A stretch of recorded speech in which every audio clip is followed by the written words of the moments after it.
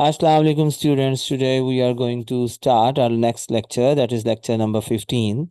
And it is a continuity of the previous paragraph where we observed that the prisoners and officials, they were normal and they were behaving in casual way. So you'll find almost the same context here because it is also the continuity. So we can say that it occurs after the execution has been completed. When the tension and seriousness surrounding the hanging have disappeared, the prisoner officials begin speaking casually about executions and past experiences, treating that as part of ordinary professional routine. So in this part, you see that Francis talks cheerfully and excessively about how smoothly the execution was carried out. He even describes other executions where prisoners resisted or suffered more. The conversation becomes disturbingly casual. It exposes how repeated involvement in violence or in the process of execution has removed emotional sensitivity from the officials. They have no sensitivity. They are detached. They are just like robots. They are just like machines. So this paragraph shows how institutional violence becomes normalized. It is a normal routine. It is ingrained in those people who execute prisoners. Execution is discussed not as a moral tragedy, but as a technical procedure that can be either smooth or troublesome. Let's come to the sentences. Francis was walking by the superintendent, talking garrulously. Well, sir, all has passed off with the utmost satisfactoriness. So the word you see garrulously, it means talking too much in a cheerful and uncontrolled way. Francis is not speaking seriously or thoughtfully. Instead, he talks casually and continuously just after witnessing a death. The relaxed tone is important because it contrasts sharply with the horror of execution. How can you be relaxed? It is in contrast to the horror of execution. How you should be horrified. So it means that Francis' excessive and cheerful talking shows how normalized execution has become for the prison officials. It's daily routine for them. Then he says, well, sir, all has passed off with the utmost satisfactoriness. Everything is satisfactory. Everything is done smoothly. So this phrase, utmost satisfactoriness, sounds formal, professional. It is almost like a report about successful office work. You are reporting to your boss that they have accomplished the given assignment efficiently, with efficiency, with utter perfection. Francis speaks as if the execution were a task completed efficiently rather than a human life ended. He has no concern with the end of a life. The exaggerated politeness also creates irony. Look at the language. The language is reducing execution to an administrative success instead of a moral tragedy. It was all finished. Flick, like that. So he's reporting that they finished his work and then he talks about flick. And when he says flick, then obviously he performs it too. So this word flick is sudden, it's sharp, It's mechanical, and it suggests something quick and effortless. It happens in a flash, like you turn off a switch. Francis compresses the death of a man into a tiny sound effect, flick. Human life is treated as something that can be ended instantly and casually, without any pain, without any suffering. It is not always so. Oh no. Francis suddenly becomes animated, almost excited, when he discusses difficult executions. The phrase sounds conversational and entertaining rather than serious. He's enjoying it, right? So we can say that executions have become routine stories and experiences for him instead of morally disturbing events. These executions don't disturb him emotionally. He has become a machine. I have known cases where the doctor, let me move to the next page. Yes, it will be fine now. Right. Doctor was obliged to go beneath the gallows and pull the prisoner's legs to ensure decease. The image of a doctor pulling a prisoner's legs is disturbing because doctors are normally associated with saving life, with helping others. But we don't think that they will be helping cause death. The phrase ensure decease is formal and clinical. It hides brutality behind polite language. Put the prisoner's legs. This clause suggests physical force, and even after hanging, you're humiliating him. You're humiliating the body. So here Orwell is exposing the horrifying reality hidden beneath official and civilized language. There is hidden pun, there is hidden attack, hidden brutality. Everything you will find in that formal, civilized language. And then it says most disagreeable, and then exclamation mark. The understatement here is shocking. Francis describes an extremely cruel and horrifying act merely as it has been a routine. It's nothing for him.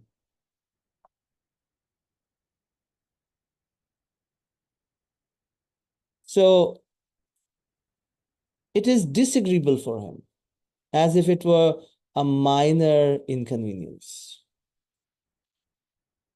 The officials have become emotionally numb and detached from suffering. Suffering is not affecting them. Wriggling about, that's bad, said the superintendent. Now see the word wriggling. It is suggesting helplessness, uncontrolled movement.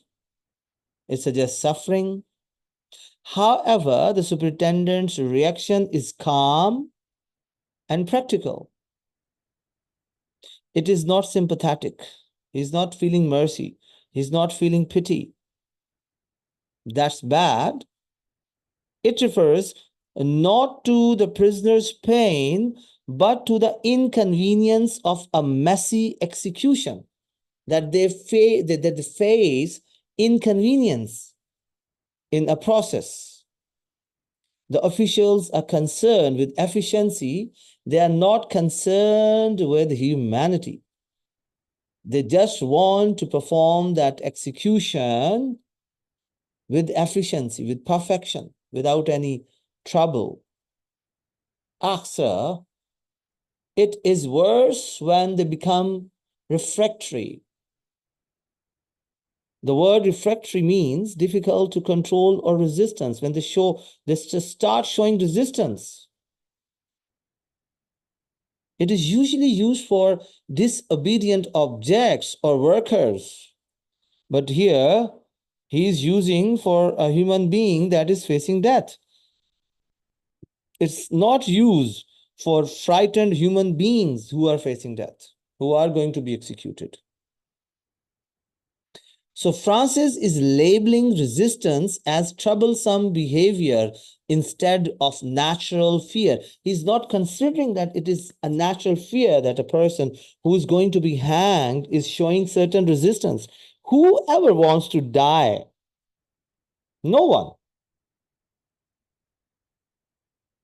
So the system is dehumanizing prisoners by treating survival instinct as disobedience. Look at their audacity, that they feel that it is disobedience. It is troublesome.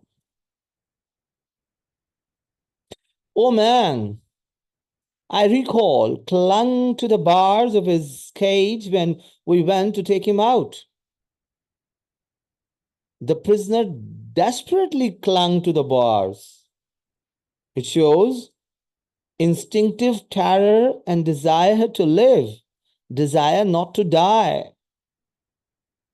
not to leave this world. And see, the word cage is significant because it compares the prisoner to an animal trapped before slaughter.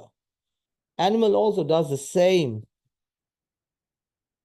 when he is to be slaughtered. So Orwell is reminding the reader that condemned prisoners are still deeply human and naturally afraid of death. They don't want to die. You will secretly credit, sir, that it took 6 warders to dislodge him, 3 pulling at each leg. So he's describing how they dislodged the prisoner. So this image is violent and humiliating. Dislodge is often used for removing an object. Look at the language they are using. They are using the language, he's using the language, he's using the words which are normally used for objects. These words are not used for human beings. But he's using for a human being. He's using for a person, for a prisoner. The idea of 6 men dragging one prisoner shows the imbalance of power. One side, one person, and on the other side, there are 6 using utter force. So the institution using overwhelming force to crush human resistance, to crush human struggle, to crush human disobedience. We reasoned with him that they had argument. This phrase is deeply ironic. The officials pretend to behave rationally and politely while forcing a man toward execution against his will. How can you be polite? And if you are polite, so what is the use of that polite language? So here Orwell is exposing the hypocrisy of systems that call themselves civilized while continuing savagery, brutality, behaving like animals, behaving like brutes, behaving like uncivilized people, but claiming to be civilized. My dear fellow, we said, think of all the pain and trouble you are causing to us. My dear fellow is the phrase that sounds polite and friendly, but the concern is highly, highly selfish. The officials complain about their own pain and trouble. But on the other side, they're ignoring the prisoners' terror and suffering. They are taking care of their feelings, but they are not showing any concern for terror and suffering of the prisoner. He's also like them. He's also a human being, but they are not ready to accept that reality. The system values the comfort of executioners, but not the life of condemned man.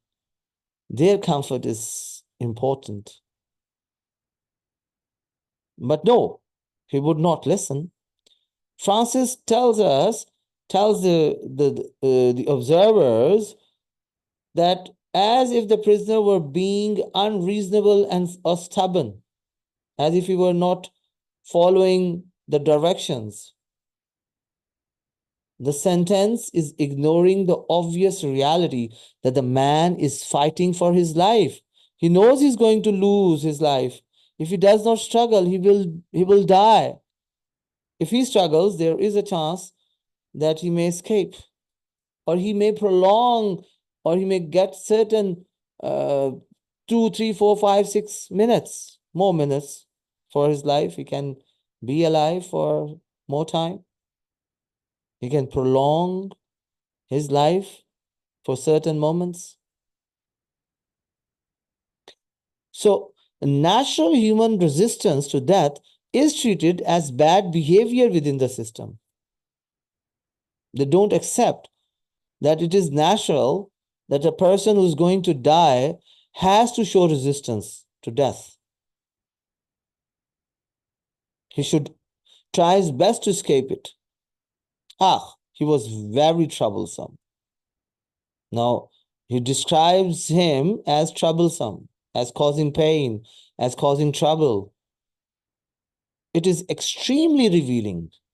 A terrified man trying not to die is reduced to an inconvenience. How brutal it is. The prisoner's humanity disappears completely within the institutional mindset. It exposes the moral corruption of the system. They are not concerned about a human being's feelings. Even they are not considering it natural. They feel that it is mechanical. He should behave like a machine. He should be moving like a machine. So here we will finish our sentences and now move to literary techniques. I see irony, then here understatement, dialogue, contrast. All these techniques are used here. Let's talk about irony first. We see the officials discuss execution in polite and casual language despite describing horrifying events. So we can say that Orwell is exposing the moral contradiction between civilized language and brutal actions. We also find another technique that is not usually observed previously. It is understatement. Phrases like most disagreeable, very troublesome, both of them minimize extreme suffering. This understatement makes the brutality more disturbing because it shows emotional numbness, emotional detachment, inhumanity. Now see the dialogue. Dialogue here is also used as technique. The casual conversation you see between Francis and the superintendent is very important here. It reveals character naturally. So here, Orwell is allowing the officials' own words to expose their lack of humanity, to expose their detachment, to expose their mechanical behavior, to expose their savagery. Their act is brutal, but they are feeling pride that uh, they perform or they performed in past with great efficiency, and they find or they call resistance as disobedience. They are not ready to accept his natural responses. So contrast is common here. You'll see the contrast here, the prisoner's terror, and on the other side, the official's relaxed attitude. You see, this contrast highlights emotional detachment and institutional cruelty. Now, let's go towards themes, and we'll also give certain examples. Dehumanization, obviously, in the whole essay, we have been discussing it again and again. So, whatever paragraph you find, you have to point out the words, to find out the words that represent dehumanization. See, prisoners are described as refractory and troublesome. Human beings are reduced to management problems within the system.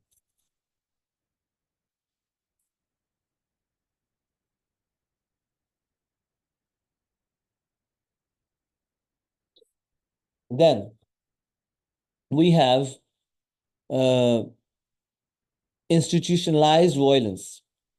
Execution, you see, is discussed as routine professional work.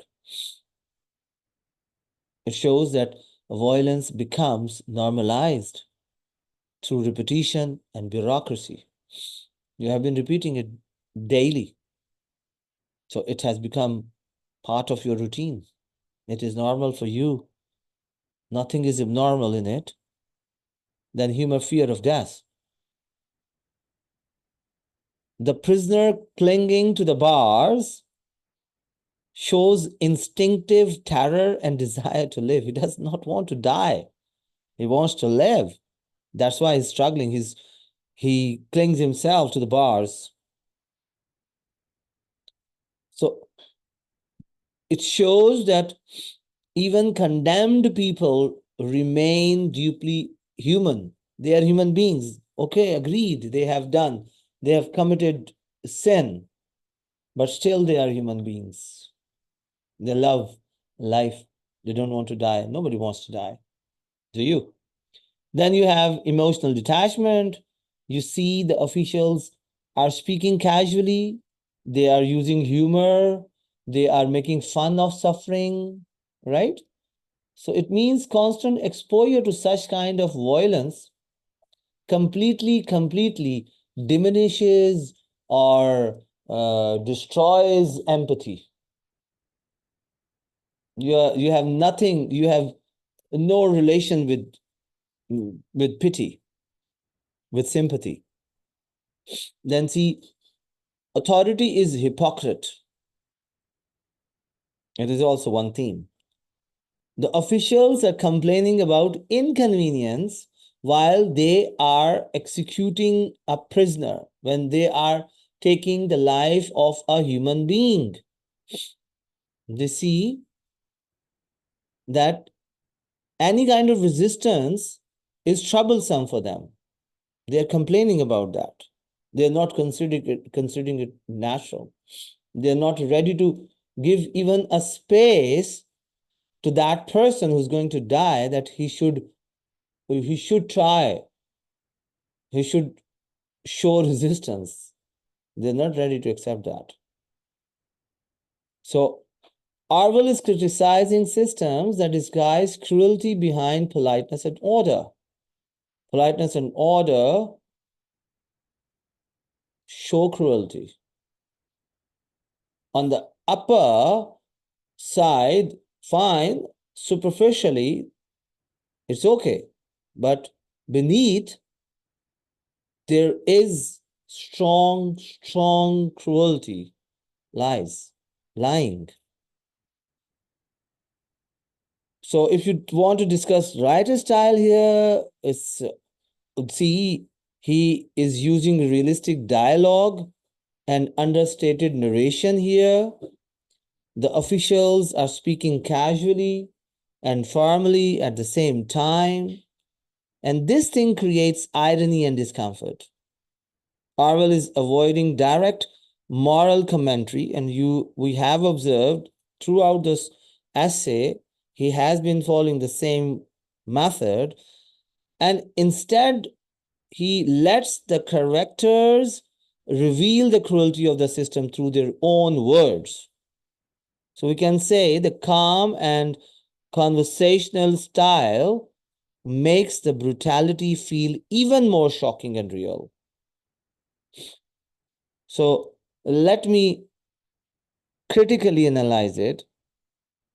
You see, this paragraph is exposing how repeated involvement in violence can destroy emotional sensitivity.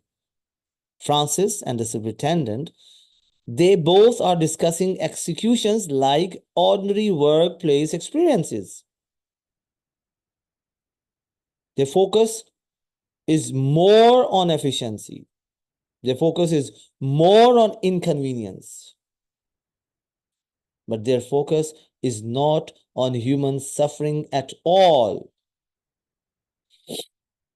The prisoner clinging to the bars is especially significant because it reminds the reader of the natural human instinct to survive. Everyone naturally wants to survive. It is in our instinct, it is our basic instinct. However, the officials are interpreting this desperate resistance as troublesome. How pity it is, how ironic it is.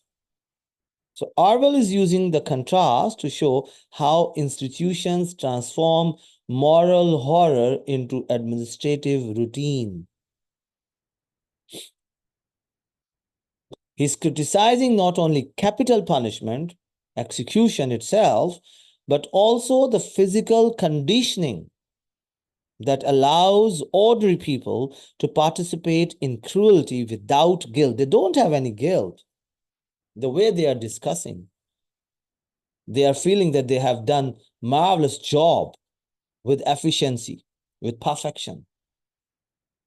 So let me conclude this disturbing paragraph.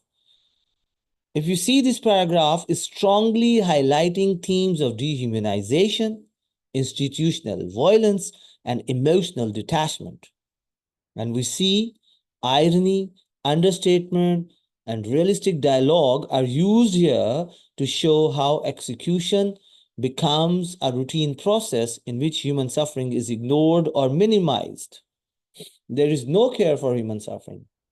There is no space for human suffering. No emotions. So we can say that this paragraph leaves a disturbing impact by revealing that the greatest cruelty of the system lies not only in executing people, but in teaching others to speak about death without humanity or compassion. What they did, what they have been doing, they feel proud in it, and they happily narrate it to others too. That is brutality. That is inhumanity. Okay, just we finish it here. If you have any queries, you can ask. I hope you have understood it well. Thank you for watching.